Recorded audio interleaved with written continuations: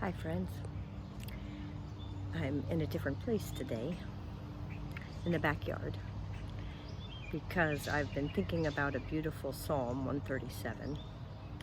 How can we sing the Lord's song in a foreign land?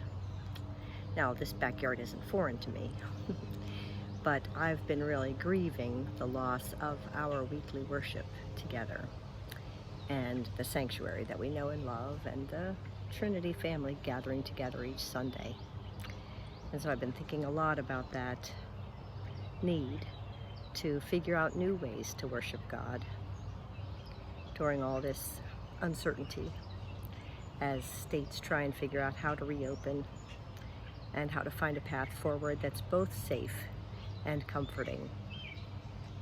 The session met this past week and did a beautiful job. They discussed all sorts of options and possibilities, challenges, risks, and they did it honestly and passionately, and came up with what I think was a very good path forward that all of them could agree on. And it was very touching to watch them try and figure this out together. And so the path forward is that we will have another session meeting in June and assess the risks and try and figure out a path forward that's both safe and also not just being stuck. And it's a impossible path, right? It's impossible to guarantee our safety, but it's impossible to just stay closed. So it's a very tough process we're working through. But the reason why we're working through it, of course, is to try and keep everyone safe, which reminded me of another scripture passage from Romans that says, "We who are strong must bear the infirmities of those who are weak." And that's what this is all about, isn't it? Why we're not squished up in the pew together and not hugging each other every Sunday and not singing together, because we're trying to protect the most vulnerable among us and keeping everyone's health front and center.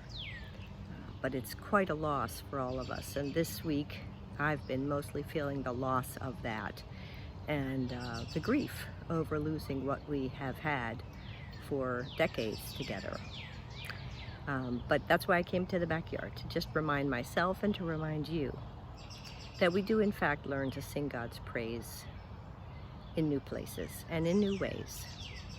And while we don't know how or when the sanctuary will be reopened and we'll be able to be back together again, we do know that God's goodness is sure, and that God's grace is new every morning, and that we are blessed in the fellowship, the companionship of each other, even in this strange and uncertain time.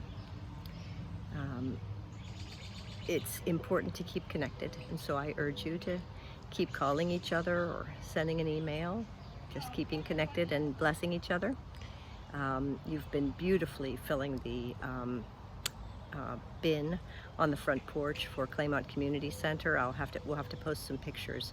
We took another big load over to Claymont, and I know they're so grateful for your faithfulness in that. So we will still be the church, even though we'll be being the church in a very different way.